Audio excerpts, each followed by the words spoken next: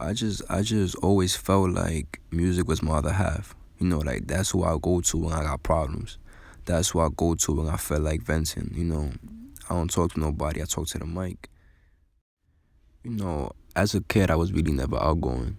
I was really shy. I would stay to myself. Always spoke when spoken to. I've been rapping my whole life, and it took me like 13 years to finally let niggas know I was rapping. You feel me?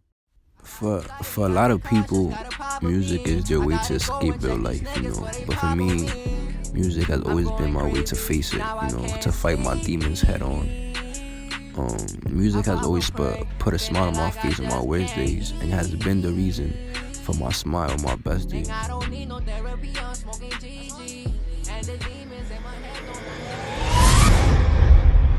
So Vintage, where you from? Harlem, New York, baby, you know the roles. That's You grew up there all your life, or? Yeah, I grew up there. I was born over there. For me, I spent some time in DR. I went back and forth. Oh yeah, all right. So how was it in DR? It's a third world country. It's kind of rough out there. Shit, yeah, but I was really living out there though, bro. Like, it was lit out there. I ain't gonna lie. Like, a lot of the shit niggas was doing in New York, like riding out as kids. I was doing all that shit in New York. So how old are you? I'm 17. Just turned 17 this past August this year. You say you live in Harlem, right? Yes, sir. You say you lived in Dominican Republic, right? Yeah. What part in Dominican Republic did you live at? Santiago, Gurabo, Calle Cuatro. Okay. What's different from Harlem, from living in Harlem and from living in Santiago? I mean, for me personally, I never really went outside in New York when I was little. For me, when I went to DR, I would leave the house in the morning. I'll come back at 12 a.m., bro. Like, it was just like that. I'll come back to the house to eat real quick. I just had more freedom. Did you ever give back to any of your homes? I'll get back to both, bro, cause like I always say, DR raised me, but New York made me. You feel me? So I feel like those both played a part in my upbringing as an artist, as a person. So for me, I feel like it's only right to give back. When did you first show like musical talent? Like you had a passion for music? I mean, my earliest memory is actually of me. I don't know if it was like New Year's or something, but I remember we was in the house. For me, was families all together, and I had the mic in my hand. I had the mic in my hand. There was like a Spanish song playing in the background, and I was just rapping along to it. Had some backup dancers, my sisters and shit. For me, and I just. How old were you? Shit, I was probably like 2, bro. Honestly, like 2. I was a little baby. That's crazy. So after that moment, you said, "Yo, I'm gonna be a rapper for the rest of my life." I'm a rapper. For me, I always stuck with that. I had my moments where I was like, "Oh, I want to be a basketball player and shit, baseball player," but I never stuck to them shits. For me, I always stuck to rapping.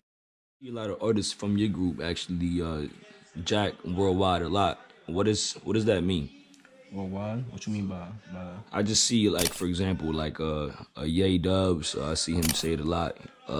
Or like Pool Honey, they'll just be like, "Yo, like worldwide shit, worldwide." Like they always screaming worldwide. What does that necessarily mean? Like, does it mean worldwide is a movement? Worldwide is a way of living. Worldwide, exactly? For me, if you worldwide, you can't stop being worldwide. For me, because that's just a part of you. It's a part of your personality. It's a trait. For me. Word. Explain how growth in an artist is essential. Cause I see some artists out here, they kind of like are afraid to jump in other bags and shit like that. And don't get me wrong, you feel me? Some people are comfortable in what they're comfortable in, so if they want to rap, they'll rap. You know what I mean? But it's never bad to jump out of your comfort zone. Do you think?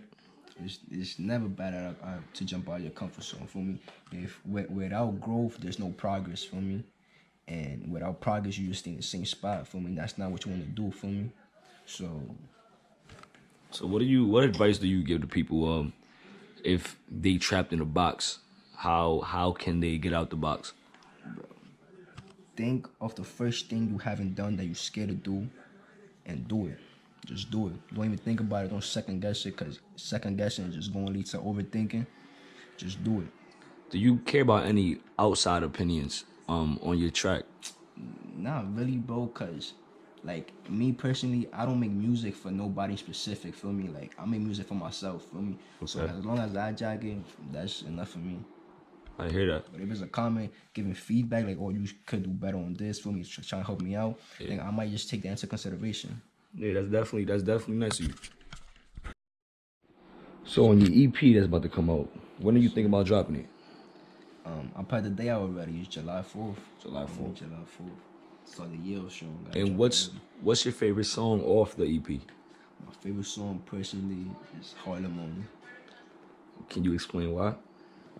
Just cause I feel like every line I wrote there, I made sure I had a personal experience linked to that line, you feel me? So every line I got there I could relate to, feel me? And the best music out there is the music you can relate to. So it's my favorite song. How much tracks do you have on your EP? 3 tracks, but I'm adding 2 bonus tracks, so it's really 5. And why did you specifically just pick 3? I didn't really want to make it too long for the listener to get tired of it, feel me? Like, oh, he should have stopped at track A or whatever. So I just want to make it quick and concise, that you can feel every track so that you remember every track, feel me? Ain't no track that you like, oh, I already remember that track. Like, you remember every track because it was so short, you feel me? You want to keep playing it over and over again. Over and over again. Feeling like I just can't